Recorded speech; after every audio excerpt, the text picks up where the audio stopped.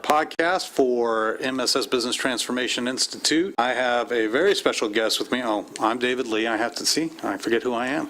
I'm David Lee, and I'm the Executive Director of the Transformation Institute. Very special guest with me, Josh Hebert, and he's a special guest to me because he used to be the co-host of one of our old shows and was always great to have him on board because I never had to worry about whether there was somebody who was going to do the talking. So we always had Josh with us. Welcome, Josh. Hey, thanks for having me, David. I want to give a little bit of an introduction to you. First of all, you're from Arizona. Arizona boy.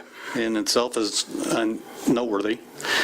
Started cooking in high school at a corporate Italian kitchen. Landed a job at Tarbell's, where you spent 5 years as a line cook and then worked your way up to sous chef. Then you went to San Francisco, worked at Zuni Café and Kati, and studied wine at Hayes and Vine Wine Bar. Now I'm going to stop here and make a point because you taught me something I never forgot. On the old show, I asked you to tell me what's the best wine to have at Thanksgiving.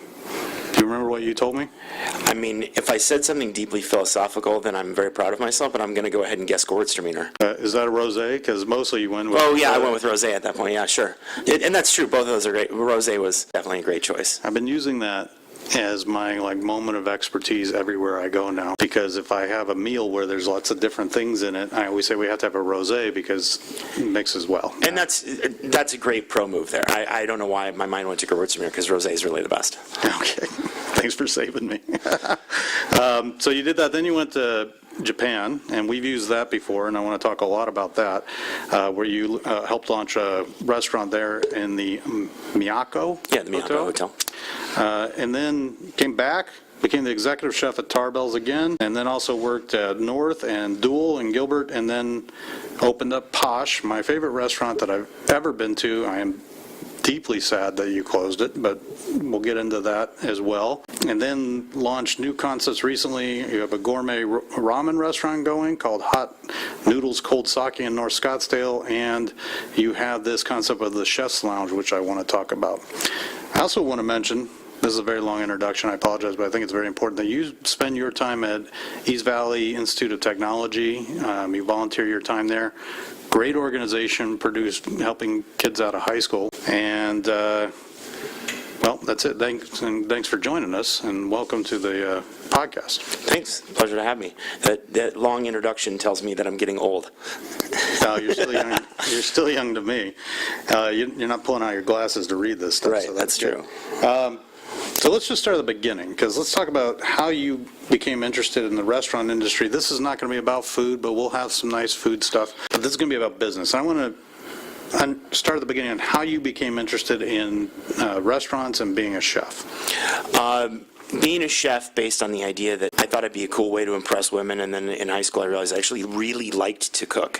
Becoming actively involved in the restaurant industry and deciding to become an owner and carry a business or multiple businesses in the restaurant industry had to do with the fact that my first real major influence was working at Tarbell's and Mark Tarbell, who's probably the most consummate professional in the restaurant industry. He trained a lot of the Phoenix chef scene, hasn't he? There's a lot of people, really his ownership branches of the family tree are vast. He's got a lot of former employees who went on to be owners, which is kind of a really great example of how strong of an influence he is at that upper level management, kind of executive management core. He instills such great fundamentals into people that you then, again, feel almost a sense of obligation to take it a step further and kind of build your own business. There's certainly the confidence of being successful that comes along with working with someone who's very inspiring like that. So I think people are intrigued by the restaurant business because they don't really know how things work, right? They come in, they get a meal, they don't really understand what happens behind the scenes to create all this. Right, the Wizard of Oz is back there. Like right? People expect that you show up 5 minutes before you open and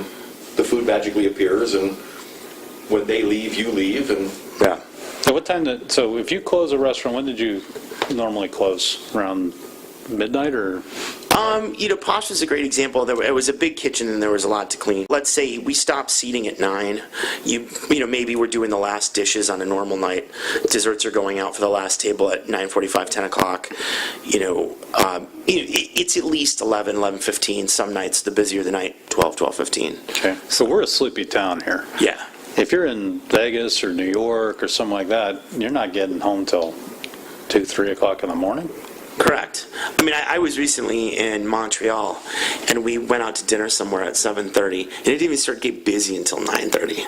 We were just finishing up, and the place was starting to fill up. And it was, Wednesday. But there's also, it's the same thing when we were in Paris, too. I realized, because we were in Paris last year for a little while, it perplexed the hell out of me, because sometimes, when you travel, your body clock gets a little off. I tend to be a morning riser anyway, compared to most chefs. I would get up at 6:30 and wander around Paris while my wife slept in. And you had to look to find a place to get a cup of coffee.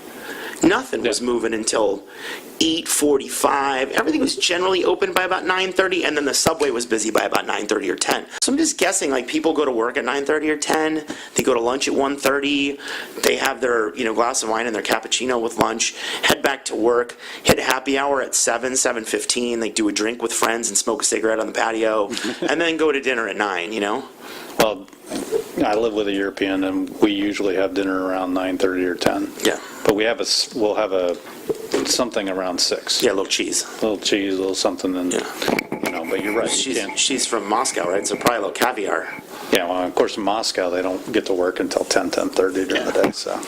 I'm an East Coast guy. We didn't look for restaurants till 9 o'clock at night. Yeah. So that's when you could get parking. Right. Everybody went home, so they had a place to park. You know what always used to make me laugh so much? And it's one of those great things. You understand why people don't get it and why they ask the question. So I'm not being punitive to anybody by saying this. But it was funny when people would call during the day for something like a gift certificate. Oh, I need to buy a gift certificate. Well, someone, it's 12:30 in the middle of the day. Maybe they partially were expecting to get an answering machine. Hi, thank you for calling Posh. How can I help you? Oh, you know what? I need to get a gift certificate for somebody for a birthday. Great, I can help you with that. Sure. Here, how much? Great, credit card number. Cool. Okay. I see you guys don't open till 5. Do I have to wait until 5 to come get it? No, I'm here right now. I answered the phone. You're welcome to stop on by. The fire department dictates that the door has to be unlocked. So, we're here working. But I say that because there are people who truly think that the restaurant opens at 5, you guys all get there at 4:55. Yeah. And stuff just starts happening. Yeah. It's like, restaurant that opens at 5, the first person probably strolls in at 7:30 in the morning. So, I was you got a lot of prep to do. You got to get everything laid out. Yeah. I think people who think that never cook anything for themselves either. Sure. Because, it takes 3 minutes to do an omelet, but it takes 30 minutes to prep it. Right. When I do, it's funny because when I do things like Thanksgiving and big meals at home for relatives, people always are so mystified by the ability to have everything ready at the same time. It just kind of comes with the territory after a little while, but I get why home cooks have a problem with that. But I can do 35 things at once, so. Can you pick up a hot pan with your bare hand? I did, but it leaves scars. That was actually 3 weeks ago, so almost gone now. I remember we went to a awards dinner one night, and then we all went back to El Chorro and sat around the fire. This was an important moment to me. It's probably something you do every week, but we were sitting around there with a lot of chefs from the Phoenix scene, and let's talk about the Phoenix scene because it's, in terms of restaurants, it's an incredible place. But what I gathered from that, and you can tell me if it still exists, but there was this kind of competitive competition but cooperative nature among the chefs here, that you all work together to promote the scene here and promote each other's restaurants and work and help each other out. Is that still how it is? Yeah, it's one of the unique things about the modern day restaurant industry, especially from a chef's perspective. And I saw it for the first time in my time in San Francisco, but it became more apparent here, and especially in the last 15 years, is just that it's an industry where the competitive nature is healthy, and it's not about stealing someone's client as much as earning that person's business. If you're doing an octopus salad, I'm not going to do the same octopus salad. I'm going to do a better one. If you're doing a squid ink pasta dish, I'm going to do that, but I'm going to do a better version. And so we're constantly building each other up. This isn't an industry where people steal each other's ideas as much as it's an industry where you see something and you say, well, I can do that too. Let's see what I can do to make that and make it better. And that's how chefs kind of ramp each other up, and it's how restaurants in restaurant cities get better. You create a larger talent pool, you just create a more successful environment for the industry in general, and especially when the patrons win, everyone wins. Yeah, and I just listened, the connection was there. Everybody around that campfire that night had worked at Tarbell's at one Yeah. point. And it was, like you said, it was his extended family in that sense. More than any restaurant I've ever worked at in my life, it's definitely an alma mater. It's no different than if you go to Notre Dame and you meet other people from Notre Dame. I bump into people, even when I go to Tarbell's now, who I've never worked with, but you immediately share something strong in common with. And now I want to touch on, we used to work together in many capacities. You weren't just the co-host to the show, but when I was teaching business to culinary students, and I would bring them to your restaurant. But I was teaching global hospitality management. And the reason I would bring them to talk to you is because you had been to Japan and worked in Japan, and you had great stories from that. But can you tell me, just in terms of how operating in Japan was different than operating here, and what you learned that you've kind of transferred over as you came back? Operating in Japan, there's everything that's different is obviously culturally different. From behavior and tempers and the way that you kind of present yourself in front of your employees or the employees requires a much more patient approach. You've heard the term lose face. It's a legitimate meaning there. You can't lose your temper. Emotions, a lot of times, not just in the workplace, but away from the workplace, are seen as a sign of immaturity. So if you lose your temper, not only are you a bad leader, but you're not going to get what you need out of people because they just see, culturally, they see that as a sign of immaturity. They might as well be working with a 7-year-old in their mind. The most important thing is not losing face, right? Saving face and making sure that you're always presenting yourself in a professional environment and in a calm, rational demeanor. The second thing is understanding that they work in the professional environment differently. They don't see personal achievement as something they strive towards. They see team achievement, team goals, and they make decisions as a team. Leaders don't make decisions for the team. They kick around ideas to the team all agrees, and then the leader leads everybody to make the final decision. That's different than people's stereotype, though. What they might think is happening in Japan is this kind of, might think it's a command and control structure where somebody's coming down and saying, this is the way it is, and everybody's just blindly following them. But that's not what's happening. Culturally, they definitely deviate toward liking the same things, and there's a strong reason. Very different than America. We hate stereotypes. They love it. They love to fit into a mold, and both as human beings, as cultures with hobbies and family. But there's an idea in the Japanese culture of service to a master, right? And it's seen in child to parent, parent to grandparent, employee to boss. But the boss dictates the setting in a much more team-based approach than that idea of service to a master would dictate. And learning that's pretty important. Have you incorporated what you learned there in the U.S. when you came over and started your own restaurants, or I did, and it's a really unique opportunity for a lot of my friends who have trouble in this category. But I think it lends itself exceptionally well to millennial management. Okay, so let's get in that, because you actually told me something that no other manager has told me in recent days, that you really like working with millennials. Yeah. The stereotype is that millennials are entitled, they want to immediately jump to the top, they don't want to necessarily work very hard. What do you see? Well, I think, especially in my industry where chefs expect people to pay dues and expect you to put up with the same crap, doctors tell the story of like, hey, we did it, so you're going to have to do it, and vice versa. I don't disagree with that from a kitchen standpoint, especially the chef side of me, but the owner side of me who doesn't want turnover because it's bad for my customers, who doesn't want turnover because it's bad for the amount that I have to work, who doesn't want turnover because it's bad for the rest of the employees. Turnover is no good for any reason whatsoever. And we know in my restaurant world that our employment right now is centered on that age group. Restaurant industry is 19 to 35. And then when you get into fine dining, the wait staff is more professional and maybe get into either more of the 35 to 50, 60-year-olds in the waiter world. But your kitchen is always going to be that 18 to 35-year-old crew. And you need to learn, or you're just going to struggle, and your product is going to struggle. But what I think you have to first look at when I say examine that Japanese ideal is you look at this idea that people can make decisions together. This is a generation of people who, they didn't get trophies for being the best, they got trophies for showing up. And that shows up in a lack of competitiveness. But a lack of competitiveness does not mean a lack of desire to be good at something. They just want to do it without stepping on the person next to them. You and me being Gen Xers are like, screw it, I'll step on you, we don't care. But at the end of the day, with the race to the top, we all wanted the promotion when we were 25. What I see more is a group of people who want to specialize in something before they're promoted into management. They want to make sure that they have the skill and are really good at it before they put themselves in a position where they're going to step over their own toes. And that kind of shows a lot of integrity in my mind. And so the first thing we did when I started to realize this was going to have to be the new way is you had all these people who wanted to like do things maybe before they were really qualified to do it. So you put them up in team them up in groups of 2, let them kind of dictate how they were going to do it, and they had to report back to me their findings. It's not a very common way to run a kitchen, but you'd say, hey, this is the sauce that I want for this dish. This is the elements that I want. Figure out how you want to integrate it into the dish, bring it back to me and show me. And they'd futz around with it for a couple hours and come back and maybe need like a little bit of editing and then go back to the drawing board and then come back to me. So we started to run the kitchen like that, and we started to see a lot of engagement, a lot of success, and much lower turnover.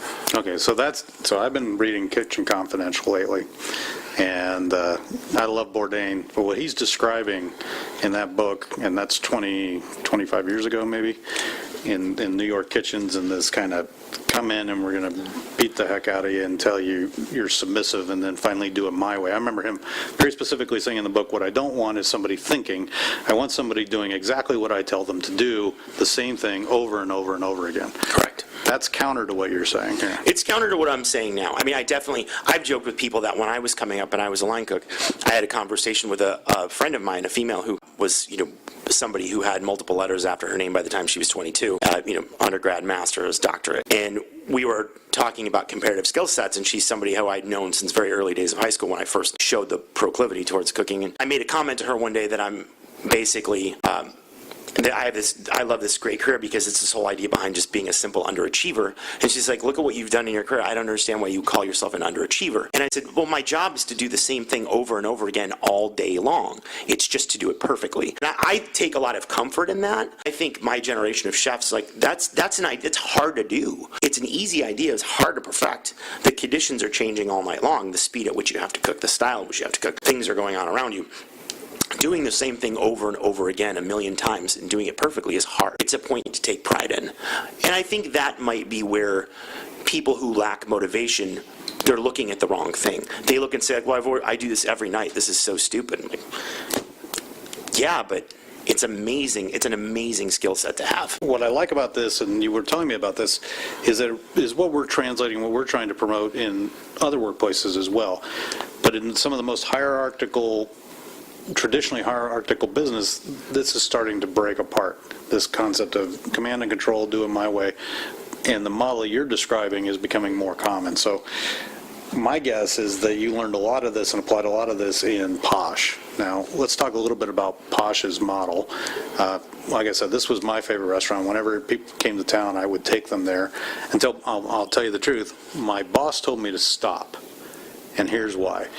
She was worried that it was too unpredictable for people. Yeah, makes sense. But whenever I took people, they thought this was the greatest thing ever. So I had to fight for it a few times. The model. Why don't you describe the model? I don't want to not do it justice. You mean the actual style of dining? Yeah, the actual style. Yeah, so at Posh, it was a seasonal multi-course tasting menu, but it was, a PR person once said it's kind of like a choose-your-own-adventure dining experience. And it was interesting. You would get a piece of paper that kind of looked like a sushi bar menu. And at the top, you'd choose how many courses you would like and whether or not you would like your dinner paired with wine. And then below that was a whole list of ingredients. Cross off anything you're not interested in having. And at the bottom, there's a little extra space to indicate any other general dislikes. If you don't like olives or goat cheese, write it down there. Or if you're allergic to shrimp, let us know so you don't have an allergic reaction. We don't kill you at the table. that kind of puts a little stick in the spokes of a good dining experience. That takes part of the entertainment away, though. Sure. And then the kitchen would just create a multi-course tasting menu, avoiding your dislikes. But you never knew what you were going to get. Right, and that was a big part of the fun. People who were really into it enjoyed you could have a conversation over not just what you did that day at work, but you'd have a conversation about speculation and who gets what. And then, if both people at the table, if it's a table of two people, you're both interested in just about everything, you can kind of taste a little bit of each other's food. Next thing you know, you're trying 14 courses and not 7. And, there were always a couple little surprises thrown in there. Well, I noticed you also gave small plates so that if you didn't really like something, you would come to the next thing pretty quickly. Is that the intent with that? Well, the intent is obviously also portion control so that you can have the same amount of food that you have in a regular a la carte dinner, but just do so with lots of different flavors and lots of variety. Okay, I remember specifically eating kangaroo. What are some of the other exotic things that you included in Oh, kangaroo was definitely on the more exotic side, and people enjoyed it. I think that it was good for a lot of people. It was a notch on the belt. Oh, I can say that I've had that, which is good. I'd still think, a great piece of dry aged beef is a little better than kangaroo at that point. We would do a lot with different rabbit and rabbit cuts. We would, serve goat stews in certain ways that were kind of sexier, goat raviolis and things. And, goat's a very underutilized meat in this country. We would do rattlesnake on occasion when we could get rattlesnake for a decent price. And, frog legs and escargot were kind of run of the mill. They were around a lot just because of the French background. And I think they're just exotic enough for people to feel good, but not so exotic that people think they're crazy, because you can still see them on other menus occasionally. It was nice. And then the seafood thing, we'd always have, a lot of times we'd have monkfish liver and uni and, the sea urchins and stuff. So Yeah, uni I could never get used to. Some people, it's a texture thing. It's a texture thing. It's a good thing. But, okay, so how did you prepare then when you don't know? I mean, did you say these are the things that we're going to make within a certain set on a given night? Or how did you know what to have stocked in the kitchen?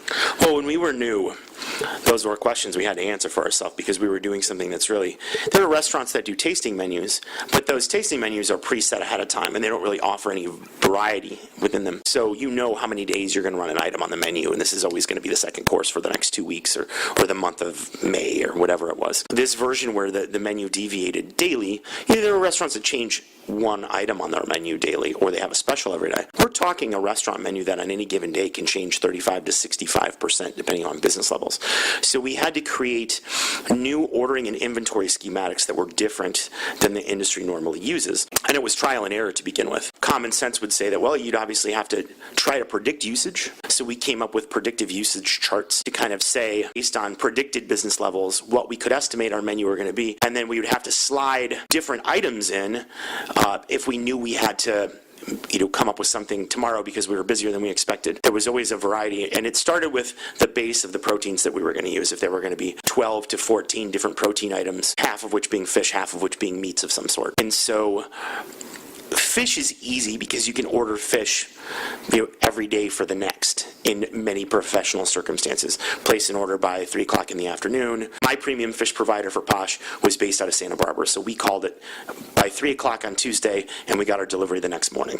Jet fresh, flown on air freight from Santa Barbara. However, if you had a super busy night and you were at 10 o'clock at night staring on already not having enough new food for the next day because you went through more than you thought you were going to need, and you're scrambling for, okay, well, who's the local provider and what do they have and what can I get? So you order that, but the predictive scheduling really helped us not just kind of project what we would possibly be using and then make changes along the way, but it also helped us project cost, because we're not doing a cost per plate basis like a restaurant is. This item, the sum total of the ingredients come up with 30% of the price. That's completely the opposite. I used to tell, one of my longtime sous chefs and chef de cuisine, Jeremy Stevens, who was incredibly talented. Hi, Jeremy.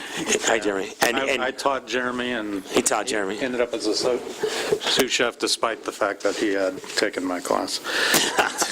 And Jeremy was extremely creative and very talented. You would come up with, instead of having a model for price per plate, we would have a budget per week. All right, we're going to project this much in sales. This is what we want our food cost to be. So you have this many dollars to spend this. And then over the course of the week, you track it so you can be over or under. And I didn't want people to be too low, because if it was too low, the menu's not cool enough. You're not buying the right ingredients. You're not buying neat enough ingredients. If it's too high, obviously we're going to go out of business. So you got to keep yourself somewhere in check. It gave everybody a nice way to kind of see how the menu worked. And at that point, you could now work backwards and predict how high end of ingredients you could use. If you were projecting a busy week, and is this the week that you could fit in truffles? Is this the week that you can fit in lobster mushrooms or porcini mushrooms?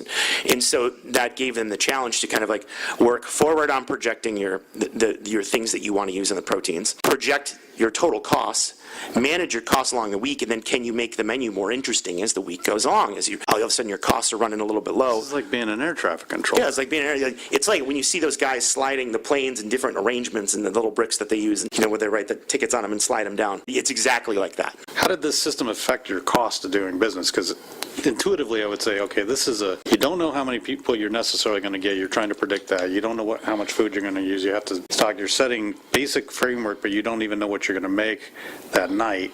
So how did that all come together and work as a financial model? As a financial model, it was tricky, and we did have to learn on the fly in the beginning. What we realized, in the true sense of we've created a monster, food costs could be lower and still have great food. Labor costs were way higher. And so the savings in the labor costs, or rather, the savings in the food costs, didn't create a net profit benefit to the bottom line that you would think of compared to other restaurants, because it was almost a wash with the addition of labor. But it still didn't blow the whole restaurant model out of the equation, because they kind of factored each other back and forth. They kind of played off of one another. It didn't create a disastrous situation.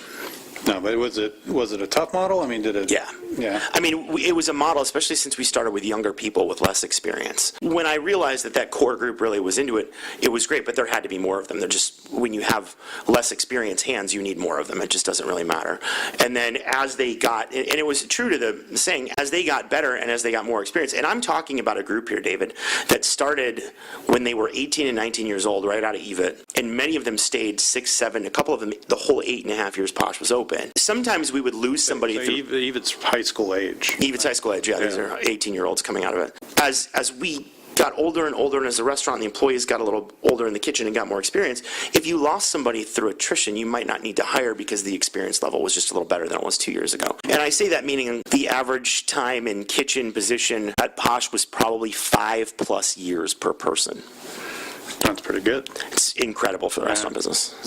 Again, reading the books about it, it seems like people are moving on every year, every 2 years. And I think the statistics are 50% 1 year, 70% 2 years, and like 5% 3 years or longer. It's the restaurant business is just a transient business, but that's why people get into it. You know, it's people have flexible schedules. People can work in any city. People go to the restaurant business for the flexibility, especially on the service side. the hours are horrible. Hours are horrible, but you get used to it after a while. Something about having Mondays off that's actually kind of charming. Is there? And that's when you go golfing, or is that? Yeah. Okay. That actually doesn't, like, you go play golf, you don't go golfing. My dad always reminds me of that. So when you look at that model and you now move forward and you're opening new restaurants, new concepts, what are your learnings that you're leaving behind with Posh, and what are you taking forward and you're going to definitely keep in new restaurants? Well, I think something that I've thought about a bunch, and I don't know how much I incorporate it into my day-to-day process, but as much into my forward thinking of new businesses, is that it's great to look at the industry with different and new standards and different and new ideas, but don't try to replace a lot of the old business model, because the financial model to the restaurant business still holds pretty true. You still need to have your rent costs, somewhere around 6 or 7% ideally. You still need to have your labor costs around 10%. You still need to have your food costs around 30%. Doesn't matter what you are and how much better you think you are at a certain aspect of the business. Those are kind of going to be rules and guidelines. And again, Posh worked because the labor and the food offset the differences between the two. But if there had been a large discrepancy either way, it would have wreaked havoc on the business. So going forward, I think what I take away from Posh is modernization is good, and to look at everything with a sharp new eye. And especially now with the restaurant business being oversaturated, you need to find some competitive advantage. Anybody who has 1 year of economics in college, or even in high school for that matter, you know that supply and demand will dictate everything. And politics completely aside, the recent increase in minimum wage in Arizona had a minimal to almost no effect on wages, because wages were already spiraling upward like crazy because of oversaturation In the restaurant industry. I'm speaking of no other industry other than my own, for that matter. But it happened at a time where if you're opening a 200-seat restaurant that's open for lunch and dinner 7 days a week, and you need 40 people in the kitchen and 40 people on the service side, for the kitchen especially, you put an ad in the paper, $15 an hour. Well, 6 people show up. Next week, you put an ad in the paper, $16 an hour. 5 more people show up. You need 40 people. The next week, it goes to 17. Next week, 18. All of a sudden, the last 20 people show up to work for $18 an hour. I mean, that's real. That's real inflation. That's inflation that can happen over the course of 2 weeks. Mm-hmm. When restaurants like Snooze and Postino are building 60 more units, what happens in inflation in the rental space? Well, there's a lot of people competing for mall space, office space, not an office space, but for, lease space for a restaurant. Do local restaurants have a chance now? I mean, Do you want my true opinion? yeah. No. I want you to lie to me. That's always been what I like. That side is a different model now. I'd love to be a little more optimistic about it, Yeah. but for the first time in the history of the restaurant business, we're dealing with private equity money coming in and making huge gambles on, a 4-unit concept. I can't, when you're pulling as many staff as they're pulling and they have the capital to throw at those things, it's part of the increase in inflation. And you know what? Hey, at the end of the day, if they've got the money and they want to use it that way, they're welcome to, It creates a breakdown in margins, and with that breakdown in margins creates, what essentially happened with Posh was it wasn't losing money precipitously. It wasn't worth it. When you Worth it in what way? in net profit, I'm sorry, it wasn't worth it in net Okay. profit. You could, run the whole restaurant for a year and make $30,000. And at some point, you just have to keep paying people more to keep them employed, and they could go somewhere else for way more money. And they don't. I appreciate their loyalty, but they also appreciate being paid, commensurate with local wages. And you can only increase your prices so much in a restaurant, especially at that super high end level. You might say, well, we have the wealthiest clientele, but they still can look and see what other restaurants are charging. Yeah. No one's so cool that they can charge 5 times what everybody else is charging. So At least not in French Laundry, maybe. Not here. Yeah. So, when we think of the models that are out there, we have the big chains that are national or global chains. Then you have the ones that come in and they'll launch different concepts, but they'll have a central organization that's running that. Correct. Yeah. And Corporate chef to run 12 units and Yeah, and those are the ones that you're talking about that are really, because you wouldn't compete with a global chain, but these type of they're coming in, they're saying we're going to launch, 20 different restaurants across the state, and they're all going to have different names, or there's going to be 2 of them that are saying. those are what I would refer to as like local chains. Local chains. And almost every major market now has. We think about local chains. Obviously, we think about Fox RC because his name is just part of the brand, and that's fine. It's the same thing in Seattle when you go to Tom Douglas restaurants. The same thing in Philly when you go to Steven Starr restaurants. And so many markets have this, and it's taking business away from the Chili's and the Red Robins of the world because it's not the fine dining model. It's not the fine dining price point. It's the neighborhood restaurant price point. It's the $20 entree, the $10 glass of wine, and the shared dessert for 3 people. And you're spending $36 a person plus tip, and you're getting out of there in an hour. Every market has that. If you say what's disrupting restaurants now, is that the disruptive model, or are there other things that you would think about? While I'm no expert, observationally, I think it's still the private equity money expanding certain types of. It's not that Chipotle just grew rapidly. It's not that Fox RC has 35 restaurants in the market. It's what's coming down the pipeline, and most people don't realize. A great example, I'm not 100% certain of these numbers, but I'm 90% certain of these numbers. Snooze was just purchased for a large price from a private equity firm. They have 16 units to go to 80 regionally. And what they mean by regionally, I'm guessing not California, but I'm going to guess that's Colorado, Arizona, Nevada, New Mexico, probably not much New Mexico because there's just not much population there. It's a small space, large state with not a lot of population. And certain places in Texas. The markets that seem to keep coming up are the Austins, the Houstons, and then for some reason Kansas City. I think there's a decent food influence in Kansas City, but I've never been there. So if I'm a small guy, and you're saying there's not much hope there, but if I really wanted to start my own place, how do I differentiate myself? How do I compete? Definitely at the service side. When you're in an environment where people are in and out in an hour, we're in an environment where people can go anywhere they want to go. You have to give them a reason to want to go to your restaurant and to want to go back again and to want to go back again. I feel like there's a lot of trend and just people always want to go to new and not necessarily the same, although people always have a favorite place where they go get salmon dish X, halibut dish Y. I think we all think like that at some point. We all have a restaurant where we go to for our favorite item. But I think constantly making sure that the service is friendly and polite, not overbearing, and providing a really consistent, friendly service along with fulfilling people's expectations for food. And I chose those words carefully, fulfilling people's expectations for food. I don't think it's the time to wow everybody with the most creative thing you've ever done, because the model is people are going out to eat more and spending less when they do. So make them comfortable to come in and eat that twice a week. People are eating more. Yeah. We eat a lot here. We eat a lot here. So I spent, we won't get into that. Okay, so being as innovative as you are, you have a couple of new concepts going, which, let's talk about the ramen. How did that get started? Ramen got started one night a week at Posh. After my time in Japan and falling in love with ramen, I realized it was quite surprising to me that sushi took hold in this country before a bowl of steaming noodle soup ever did. And so it was still too early, and when we opened Posh, there wasn't time to do a full ramen restaurant. People just wouldn't differentiate it from pho, wouldn't differentiate it from any other kind of Korean noodles or something, and certainly wouldn't differentiate it from the 10-cent package they buy at Safeway when they're in college. And we're not talking about ramen that you have a dry noodle and you heat it up. We did we do a monthly, well, we'll call it a monthly event for our company, and we held it at your place, and what I got was completely different than I would ever expect ramen to be if I haven't been outside the U.S. I can't even describe it. You have to go check it out. Well, maybe we'll post a picture of it or something like that, but it's not the dried noodle college. Correct. Far from it, as a matter of fact. We decided in the beginning, right when we opened Posh, the last day of 2008, New Year's Eve, essentially, and it was right as social media was starting to take hold. We were starting to get into more mass use of Facebook. Twitter was starting to come into play. Obviously, it was pre-Instagram, but it was a time when people were starting to use these mediums as advertising mediums, or ways to, at the very least, ways to reach people, which I guess would still describe advertising and marketing, right? Yeah, marketing guy. And so people were coming up with these.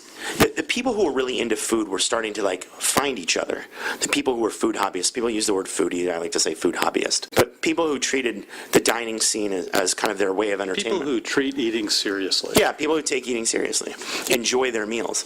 We're starting to come together and share experiences, and starting to make comparisons, and they realized they liked each other because they had this thing in common, so they started going out in groups and started doing meetups and food meetups and stuff. And restaurants were trying to figure out ways to appeal to them, and because this is a new sector of customers, so to speak. And so there's a group of us in Old Town who all kind of knew each other, and we were having a conversation about it one night, and how because of the recession, no restaurants were taking the risk, at least some of the higher end restaurants or middle of the road kind of artisan restaurants, regardless of price point, were staying open late because of the capital risk and paying somebody to do very little business. So we came up with this idea that everyone would pick one night a week and have this late night kind of dining club, and we would use social media to advertise it. And you would do Tuesday, and you would do Wednesday, and you would do Thursday, and the rules were the same for all of us. There's going to be 2 or 3 dishes that are $10 a piece, maybe 2 or 3 dishes that are $15 a piece, a couple of drink specials, and that's it. That way you can have 1 or 2 employees hang by. It doesn't have to be a huge commitment. And this group would just kind of rotate, and it would happen for long enough that maybe you would kind of create a wave of people who started to go out late night again. And so it was fun. It lasted a couple years. It was a nice trend. But one of the things that we did was ramen. I decided, we'll do ramen once a month for late night. And then it was always popular. I was like, I'll do ramen once a week for late night. And then it just became ramen night from 10 until midnight. And after a couple years, it got to be so busy that we gave it its own regular night from 5 until 9 on Tuesdays. And then after a couple years of that, it was 100% full every time we did it, and it was time to start looking for a spot. Okay, so this isn't a normal restaurant either, because you won't do anything normal. When I walk in, I don't necessarily have a waiter there waiting for me or anything like that. Tell me a little bit about how it works. Let's be clear where it is. It's Hot Noodles Cold Sake. It's in North Scottsdale, near the 101 and Frank Lloyd Wright. And it's kind of in a niche there, so you got to look for it. Yeah. Okay, so tell me how it works. Well, you walk in the door, and it's very Orwellian. You just walk up to a tablet, and you place your order. Could be George Orwell for... Right, yeah. Not Orwell. No, that's Orson the Pig, right? Sorry. No, you walk in the front door, and on the left side, right when you walk in, is the menu. It's on a giant chalkboard. And then right in front of you are 2 iPads. The software comes from a company in San Francisco, and it's very interactive. It's meant to be like one click, one decision, scroll through, and the process is no different than going to the airport and choosing to check your luggage or working the passport machine at the airport. You're just using a kiosk that's helping you order. Now, funny enough, this is how they order in Japan and have for years. They use vending machines. So when Japanese people come in, they get a kick out of it. It's almost like using their vending machine. It makes it kind of a unique cultural exchange, but in the American world, it's meant to to, and I hate to say it, but it's meant to drop the $13 an hour job of someone just pressing a button on a computer. And we now play with our phones and iPads all day long. There's no reason why a person can't step up and press a couple buttons and presto, get their food. So. And then after I press it, I sit down, then somebody starts bringing things to me. Exactly.